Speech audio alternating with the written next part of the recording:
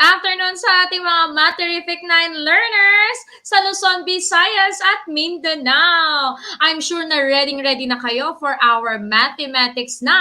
And please don't forget to share and of course to tag a friend. Okay, so let me share my screen.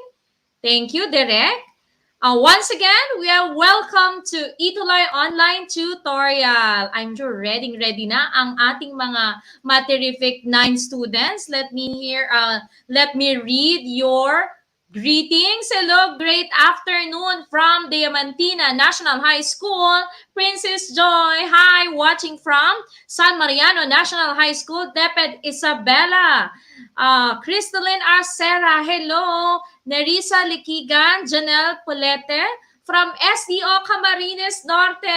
Hi! And we also have, wow, talagang from Luzon, Visayas at Mindanao. Kaya huwag nang magpahuli, i-share na at itag ang inyong mga kaklase. Good afternoon po, watching from, all right, we have from Deped Isabela, Camarines Sur. We also have from Cabatuan East District. Hi Ella, Harriet, Visitasyon. At syempre, hindi mawawala dyan. Nako, ang dami talaga na nanonood sa atin ngayon from halos dalawang klase ito, dalawang school. Thank you so much sa ating mga SDO Camarines Sur at SDO Isabela. And of course, ang ating homeschool, Deparo High School. Hello po sa inyong lahat dyan. Don't forget to tag and share to your friend. All right. So once again, we are your tutors, Tutor Angelique, ang inyong math bait, pero math lupit na tutor. Siyempre si Tutor Janet, ang ating math discarding tutor, ang ating fairy godmother ng Mathematics 9. All right. So once again, let's do the GTS, greet, tag, and share. Magandang hapon sa inyong lahat. Huwag kalimutan, ilagay na sa inyong notebook every Friday, 3 o'clock to 3:40 p.m. Mapapanood tayo sa DepEd Itulay page, DepEd Philippines, DepEd EdTech Unit, YouTube channel, and DepEd TV. Alright. So, for our Math 9, Quarter 3, Week 5, ang ating lesson ay tungkol sa apply the fundamental theorems of proportionality to solve problems involving proportion. And at the end of the session, you will be able to, number 1, describe a proportion and solve problems involving ratio and proportion.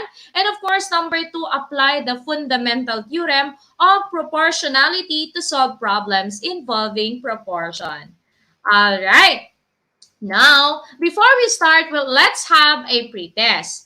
For our session for today, we will have a pretest, our lesson proper, of course, our activities, and offline activities. So that makakakuha tayo ng mga math duty of the month.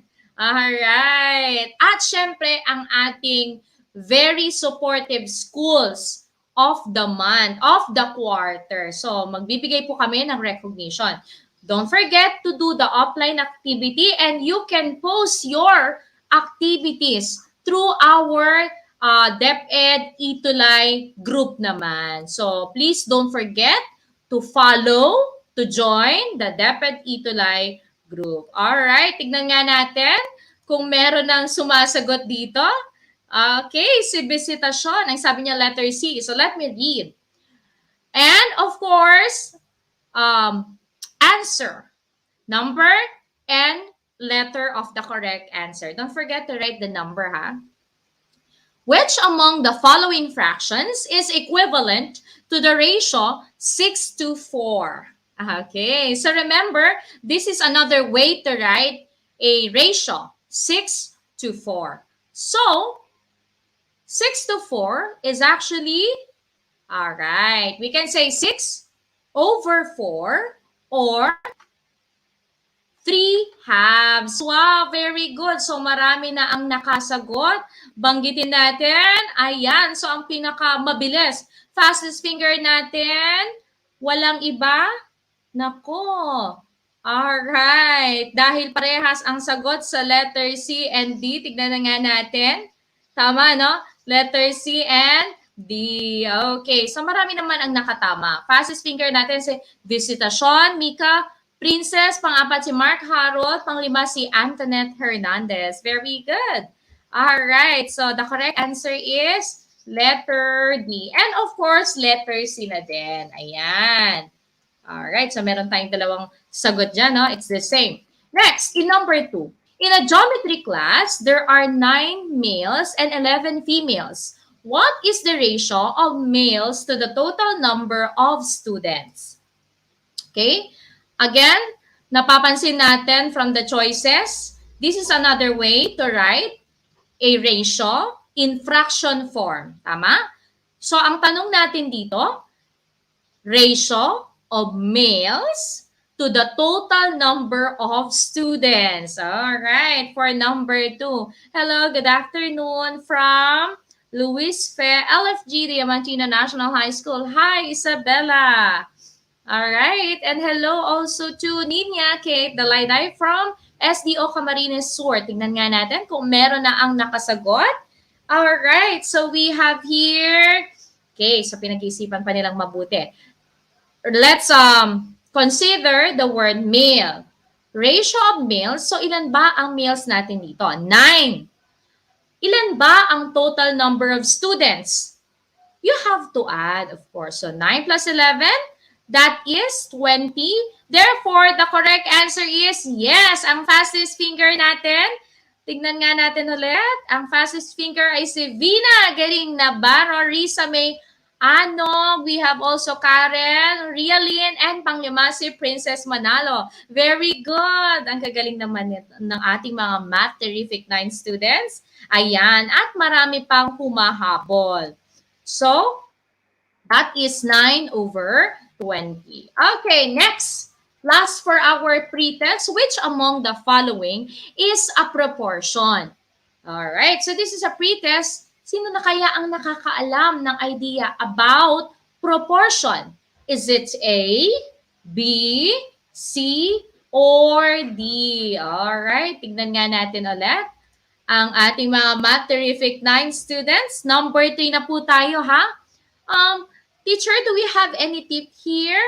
Yes, you can use the cross-product property. Ayan, very common cross-product property. Cross and then multiply. Alright? Number 3.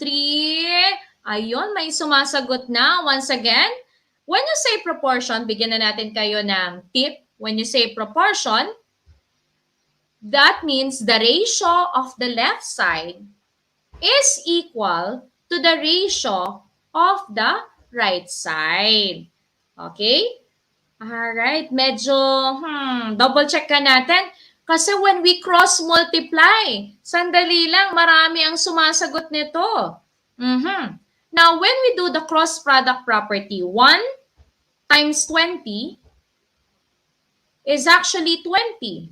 Is it equal to 7 times 3? No, it's not. So therefore, this is not a proportion. Ano kaya sa letter A, B, and C ang proportion? Ayan, tignan nga natin. Baka may nakasagot na ng tama. So once again, for number 3, tignan nga natin ang fastest finger ulit. Alright. Marami ang sumagot ng D. Hindi po yun ang tamang sagot. Remember, cross-product property.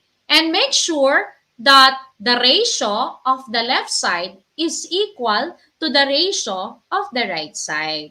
Okay? So this is actually a review from your elementary years, no? At meron pa namang strategy dyan. Dapat, ang equivalent, no? They must be equivalent fractions, no? And if you simplify, their lowest terms are the same. Double check natin kung sino na ang nakasagot. Number 3. Ayun, si Rialyn Ilyarde. Hello. Siya ba ang pinaka nauna sumagot ng tama? Alright. Medyo daming sumagot sa letter D, ha? So, once again, that's wrong. Okay, so Rian Villanueva Omeres, hello from Deparo High School. Pangalawa, si Rian. So, una natin, si Rialyn. Pangalawa, si Rian. And then, we also have, alright, Shia.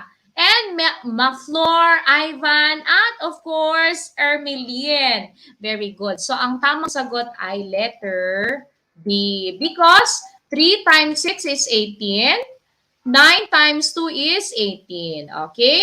And what else? The ratio, this is 1/3 when you simplify. This is also 1/3 when you simplify. Therefore, they are in a proportion. Okay? Okay. Now, let's review. So, remember, when we say proportion, there is an equality of two ratios. For example, the first ratio is 2:15. The second ratio is 6:45. Each quantity in a proportion is called term. So we have 4 terms here, 2, 15, 6, and 45. Okay, sandali lang. Parang namali ata ang aking pag-click. Alright, there you go. Ayan. Balikan lang natin sandali. Okay. Right. So once again, we have the terms, and also these are in the form of proportion, where 2 is A, 15 is B, right? Is equal to 6 is C, and 45 is D. Okay? So, how do you know if they are in the form of proportion? But before that, let's recall. Ano ang tawag natin sa outer terms, 2 and 45? From the term itself, outer extremes, no? At syempre, yung inner natin ay means. So, 15 and 6 are means. Okay, review lang tayo ng mabilisan. This equation is actually a proportion. Bakit kaya? So, there are many ways for us to check. Number one, to get the decimal value. No, we can get the decimal value. We can simplify. All right? If their lowest terms are the same, ibig sabihin proportion siya. Or you can do the different properties of proportion. Okay. So, let me have this one, for example. Tignan natin. Alright. We can do cross product. Pero syempre, mas mabilis, no? Lowest term. 2/15. Meron ba? Meron pang lowest term? No. 6/45. Kung wala naman, well, okay, we can do cross product. Syempre, yung 6/45, no? Pwede natin i-lowest term. Gamitin muna natin yung cross product. Kasi medyo nalito kanina, no? Maraming nalito. 2 times 45, that's 90. 15 times 6, paano mental math dyan? 10 times 6, 60. Plus 5 times 6 is 30, so that's also 90. Therefore, they are in a form of proportion. Okay? Alright, so we also have properties of proportion. Isa-isahin natin yan. For example, we have y/x is equal to 3/10. Now, let's rewrite it using the different properties. Let's start with the first property. Okay, ito. First property natin. Lagay natin dito. Okay, sa ating mga cuties, don't forget, pwede nyong ilagay sa ating comment section. I'm sure nanonood ang inyong mga math teachers and very proud sa inyo kung kayo ang unang nakakasagot ng ating mga tanong. So for number 1, cross multiplication property, no? Or cross product property means extremes property. What does it mean? You just simply cross multiply. So if A over B is equal to C over D, then you cross multiply A times D, AD, C times B, CB. Ganon din ang gagawin natin. So Y times 10 is 10Y. 3 times x is 3x. Okay? So, that is the first property of proportion. Next, number 2. From the term itself, alternation property. Alternate. Okay. So, ano yung pwedeng pagpalitin natin dyan? Right? So, we have, pwede nating pagpalitin ang means. Okay. So, pwede nating pag-swap yung B and C. So, nandito na si C and nandito na rin si B. Okay. Now, let's try using the given example. Ano ang pagpapalitin natin? Alright, tignan nga natin ang ating mga Math Terrific 9 learners kung talaga nga bang nakikinig at sumasagot sa ating mga tanong. Alright, hi Joven, I like your heart. Okay, huwag kalimutang sumagot sa ating mga tanong. Hi from Maxine Ramon National High School. Meron din from Ocampo National High School. Hello po sa inyo. Once again, for number 2, alternation property. What will you swap? You will swap the means, B and C. Alright? So, it will be C and then B. Kapalitan natin. So, Y over, magiging 3 na ito, is equal to 3, x, ito magiging x na, nagpalitan tong si 3 and then x over 10. Is it still in a proportion? Yes. Okay, according to alternation property. Alright, next number 3 naman tayo. Inverse property. Okay? So, pag sinabi mong inverse property, it is also called reciprocal property. Wherein, you just get the reciprocal. For example, A over B. The reciprocal is, alright, B over A. C over D. The reciprocal is D over C. Now, how about here? Ano ang reciprocal ng Y over X? That is X over Y. Alright. Is equal to, ano ang reciprocal ng 3 over 10 or 3 tenths? That is 10 over 3. Next, for number 4. Alright, dito na tayo sa number 4. Addition property. Ayan. Remember sa ating linear equation, whenever you add any number to the both sides of the equation, it's still balanced. It's still equal. No? Left and right are still equal. So, ganun din. For addition property, however, dito, ang i-add po natin ay ang denominator. Kapag in-add natin sa left side, ang denominator niya, at sa right side, ang sarili niya ring denominator, it's still in the form of proportion. Okay, let me have this one. So, if A over B equals C over D, then A plus B over B, so napansin natin, in-add natin yung denominator niya, is equal to C plus D, another denominator, it's still in the form of proportion. So we have Y plus X over X is equal to 3 plus 10. So 3 plus 10 is already 13. Okay?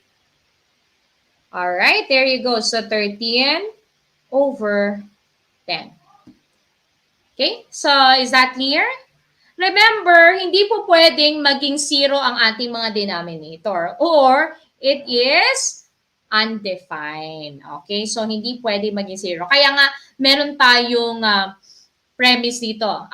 Meron tayong nakalagay dito na condition which is B is not equal to 0, T is not equal to 0, or kapag naging 0 yan, then it is undefined. Next, for number 5, subtraction property. Ganun din ang konsepto. But the operation is subtraction. Okay? When you subtract both sides by their denominators, then it's still in the form of proportion. Okay? So, for example, we have here A over B equals C over D. Then you can subtract A minus B over B is equal to C minus D over D. Alright? So let's do it for number 5. I hope kayo dyan ay gumagawa, no? Taking notes.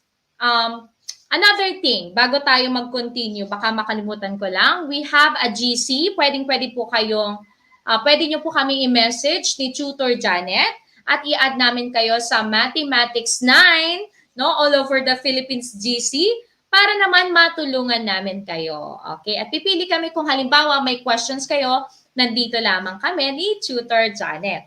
Okay? So, gawin na natin to. Palitan lamang natin ang operation. So, y minus x over x is equal to 3 minus 10. 3 minus 10, that is negative 7 over 10. Okay, number 6 and last. As you can see, some property of the original proportion. Anong ibig sabihin nito? Well, you can add the numerator and of course the denominator. It will still equal to the original proportion. Okay? So we have here A over B is equal to C over D. When we add the numerator, A plus C, B plus D, it will be equal to the original proportion. Okay, to the ratio here, each ratio of this proportion. Okay, so let me have in here y, right? Lagay lang natin yung kabuuan. Okay, so we have here, palitan natin yung color. So we have y over x is equal to 3 over 10 is equal to y plus 3 over x plus 10. So that is some property of the original proportion. Don't forget to take a screenshot para naman pag-aralan nyo, no? At i-share sa inyong mga kaibigan. Alright, dito na tayo sa basic proportionality theorem. Tignan nga natin ang ating mga Math Terrific 9 students. Nakikinig pa ba? Okay, thank you. Banggitin ko lang yung mga talagang very active sumagot. I'm sure nakikinig din at nanonood ang ating mga math teachers. Alright. Tignan nga natin kung sino yung mga nauunang sumasagot. Okay, so we have here Princess, very active, no? Gwyneth, Ermeline, good job. Vina, Rian, from Diparo High School. Lyra, hello. Laysabel, ang ganda naman ng pangalan. Princess Mika, Gwyneth, Mika, Giselle, Princess Elijah, Janelle, alright, Ermeline. At marami pang iba. Okay, nakakasunod talaga sila. Very good. Next, so basic proportionality theorem, it was introduced by a famous Greek mathematician. So, that's why tinatawag din itong Thales theorem. Alright? Anong ibig sabihin nito? If there are two equiangular triangles, the ratio of any two corresponding sides is always the same. Alright? So, paano natin masabi, teacher? Kung equiangular, if B corresponds, no, to Q, they are the same, no? Same measure.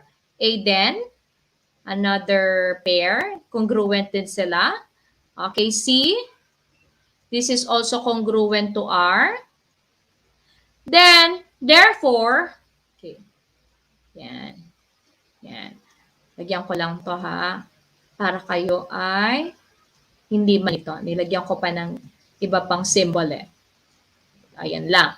So, if A is congruent to P, B is congruent to Q, and C is congruent to R, therefore, ang tawag sa kanila ay equiangular triangle. So, anong ibig sabihin nun? Then, the ratio of any two corresponding sides is always the same. For example, AB, the side AB over the side PQ. Ayan. is equal to the side AC over the side PR. Yan. So, corresponding sides, AB to PQ, AC to PR, BC to QR, they are the ratio is always the same. Okay? Now, using the concept of basic proportionality theorem, in triangle ABC, if X and Y are points, okay, points siya ha, no? Hindi siya midpoint, are points on AB and AC, respectively, such that XY, so if XY, ito yung ating symbol, no? If XY is parallel to BC, ibig sabihin, the ratio of the sides are always the same. Okay? Ano po yung mga ratio na yan? So, AX ito, right? Over AB, no? Pwede rin to. Is equal to AY over AC. And you can apply the properties of proportion dito, no? Pwede rin nating mabanggit AX, okay? Absolute value of AX over the absolute value of BX, no? BX or XB, pwede na rin yan, is equal to the absolute value of AY over the absolute value of YC. Okay? So we have proportional sides, no? All right. And proportional segments. Okay? Now, let's try this activity. Find the value of X in each of the given figures. Okay, tignan nga natin.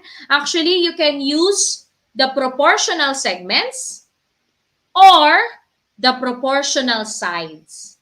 Now, let us use the absolute value of AG over the absolute value of GC is equal to the absolute value of 2x plus 6 over the absolute value of, okay, sandali lang, lagyan muna natin ng representation.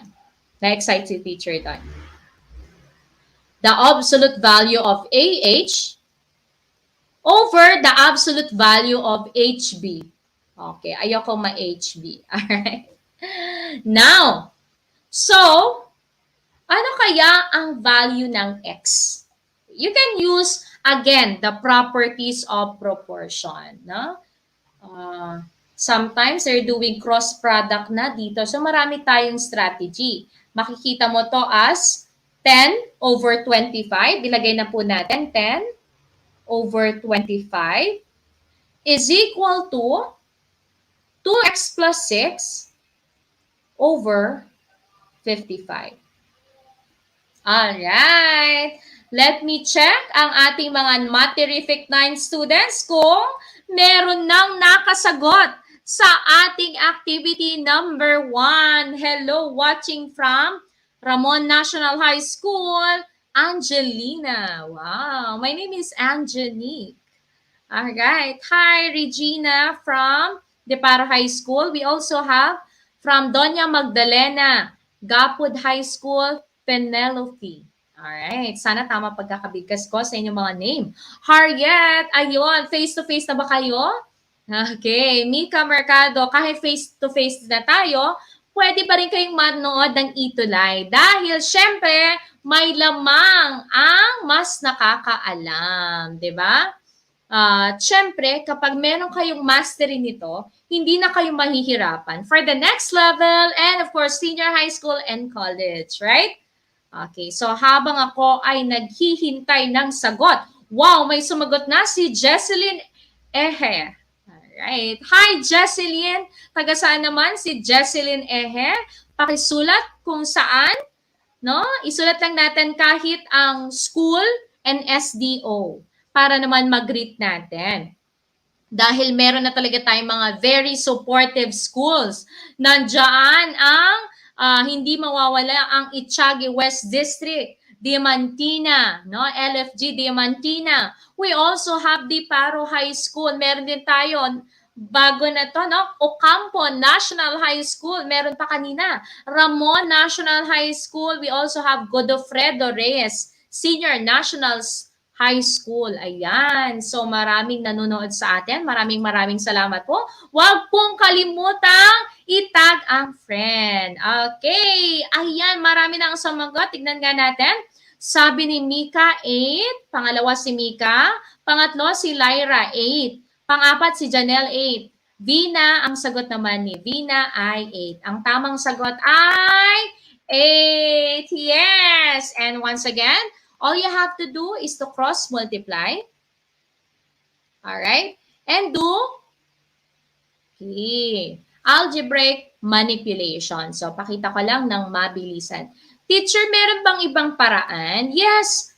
Para mas mabilis, pwede nyo rin i-simplify yung 10 over 25. Ito hindi na natin masisimplify. No? 10 over 25, ang lowest term niya ay, you can divide both by 5. Tama? So, we have 2 over 5. Okay? Is equal to 2x plus 6 over 55. Now, by cross multiplication, 2 times 55, that's 110, is equal to 5 times 2x, that's 10x, plus 6 times 5, that's 30. All right. And we have here 110 minus 30. No? We have here 110 minus 30 is 80 is equal to 10x. Dividing both sides by 10. Okay, yan. Lagay lang natin. Then, the value of x is 8. Ang gagaling naman ng ating mga students. Talagang math terrific. 8 is equal to x, or our answer is x is equal to 8. Now, let's do an activity number 2. Okay. Pwede kayong gumamit ng iba pang properties of proportion dito. Okay? So, kung napapansin natin, we have mj over jr is equal to mk over ka. Pwede rin naman natin gamitin to, no? Magsimula tayo sa side, sa pinakamalaking side. So, mr over jr is equal to ma over ka. It's still the same. All right. So, without any clue, without any writings on my screen, tingnan nga natin kung sino ang mabilis na makasasagot ng ating tanong. Activity number 1, that's number 2. Okay, so habang kayo ay sumasagot, no, ang bilis talaga ng oras. All right. Okay, so I have to speak English daw because someone is watching us. Okay. All right, so we have Giselle, humabol din si Giselle, and si Marjorie. All right. Okay, so habang wala pa, okay, pakita lang natin. We have, teacher, pwede po ba yung MK over KA? So you have to subtract pa, no? So mas maganda, umisip tayo ng properties of proportion na mas madali nating may isa-substitute. Tama? Teacher, pwede rin po bang 9 over JR? Pwede rin yun. JR. Okay, sandali lang. JR, absolute value of JR over the absolute value of MR is equal to the absolute value of KA over the absolute value of MA. Alright? Okay. So, ano kaya ang magiging sagot? Tingnan nga natin. So, binigyan ko na kayo ng clue. Just do algebraic manipulation and the correct answer, wow! Meron namang mabilis na nakasagot, si Jesselyn Ehe. Ayan, parang siya na naman kanina, no? We also have Janelle Polete, number 3. Sandali. Bilangin ko ha, yung mga top 5 students natin dito. Kayo rin ba ang top 5 sa inyong face-to-face class? We also have Lyra Jane, top 3, top 4. Si Janelle, top 5. Si Hannah Nika. Ayan. At syempre sumusunod sila. Vina, Ermeline, Laisabel, Princess Mika, Harriet, Richelle, April, Jessel, Dari, and Marjorie. Ayan. Very good. Tignan nga natin. Yes, the correct answer is 6.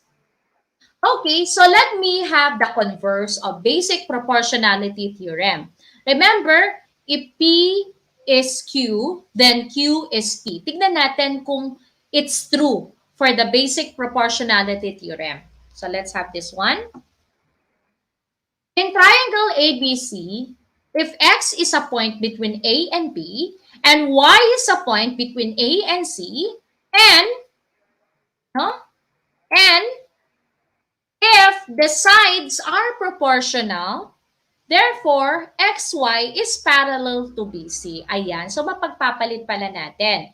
Kapag proportional yung sides, parallel pala yung line XY to the segment BC.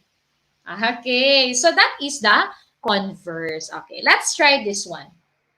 In the given triangle AEC at the right, BA is 33. Let's write it here. Siguro, gamit ako na red color. Okay. BA is 33. CB is 27. CD is 44. And DE is 25. We know it is in centimeters. Is BD parallel to AE? Ayan. Lagyan natin ng question mark dahil this is for verification. So, paano nga ba natin malalaman? First, pwede natin gamitin yung proportional segments. CB over BA is equal to CD over DE, getting their absolute values. Tignan nga natin kung ano ang sagot.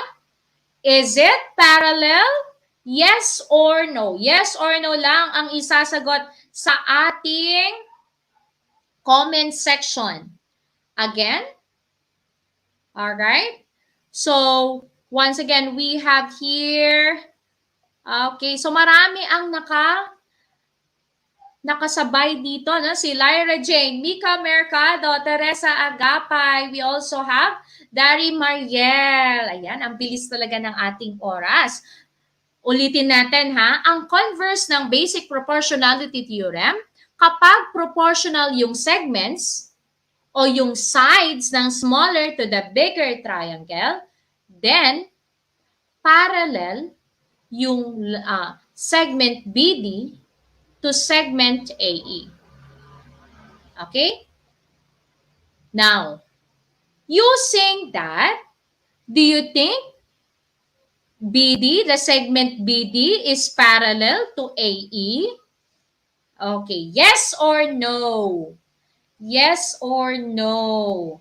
The correct answer is no. Bakit, teacher? So, dito pa lang makikita na natin 27 over 33 is equal to 44 over 25.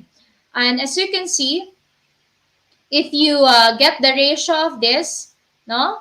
And the ratio of this, they are not the same. Why?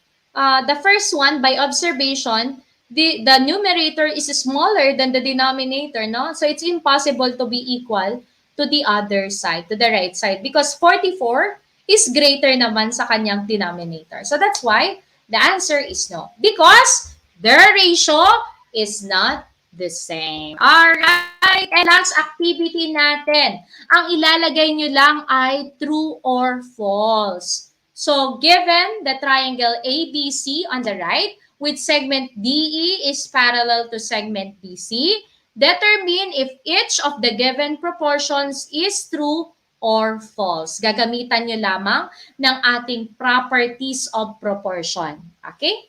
Alright, tignan nga natin ang mga sumasagot from different mathematics 9 students. So we have, ang daming sumagot kanina, no? Yes, Jesselyn, no, they are not. Giselle, correct. Ermeline, Harriet, Laisabel, Janelle, Marjorie, Crystalline, Rochelle, April. Hello, good afternoon. Okay, not the same. Tama. Now, for this activity, let's try to answer if, again, if these proportions, no, is true or false. Ayan, may sumasagot na. Number 1, it's, okay, the correct answer is true. Yes, AD, okay, ito yung AD natin, over DB is equal to AE over EC. So, proportional segments. Next, number 2. Erase ko lang ha for number 2. Bilisan lang natin ng konti. AD over AB is equal to AE over AC. The correct answer is 5, 4, 3, 2, 1. That's true. All right. Number 3. Tignan natin. Number 3. AD. Number 3, AD over DB is equal to EC. Nako, baliktad, no? AD over BD is equal to EC. Nauna dito. Tapos, papunta dito. No? Yan, papunta doon. So, they are not actually proportional. So, that's false, right? And last for number 4, AD over AB. Ito, AD over A. Sandali lang. Okay. Ayan. Alright, there you go. AD over AB equals AC. Dito na ba kagad? Over AE? Huh? Okay, so hindi sila corresponding. Kapag hindi corresponding sa ating mga proportional segments and sides, therefore it is false. Okay, tignan nga natin kung sino ang mga naka 4 over 4. Alright. Good job! Ang dami ang sumagot. Si Giselle, nailagay niya lahat, no? Giselle, very good. True, true, false, false. 4 over 4. Sino ang mga naka 4 over 4 dyan? Ilagay sa ating comment section. Plus points din sa ating mga mathematics teachers. Alright, congratulations, no? Dahil napakagagaling ng ating mga Math-Terrific 9 students for today. Hannah Nika got 3 over 4. Crystalline 4 over 4. Richelle. Ang daming naka-perfect. Nika, Marjorie, Eunice, Jocelyn, May Flor. Vina. Okay, passing na din. Harriet. We have also Vina, Janelle. So, congratulations. Now, we have here an offline activity. Dahil kami ay magre-recognize sa mga students na kung saan talaga namang pinaghuhusayan, no? Ang kanilang lesson, pinag-aaralan talaga ang lesson. So, 10 items lamang po ito. All you have to do is to copy the link or screenshot natin, enter, ask participants to open the joinmyquiz.com and enter this code 19230309. So, thank you so much. Kami po ang inyong Math-Terrific tutors every Friday. Alright, si Tutor Janet ang ating very good mother at inyo namang tutor Angenique from SDO Caloocan City. So, wag pong kalimutan every Friday 3 o'clock to 3:40 p.m. So, thank you so much. For comment suggestion, please email us at edtech@teped.gov.ph. Maraming salamat sa ating mga Math-Terrific 9 learners. I salute you all. Bye!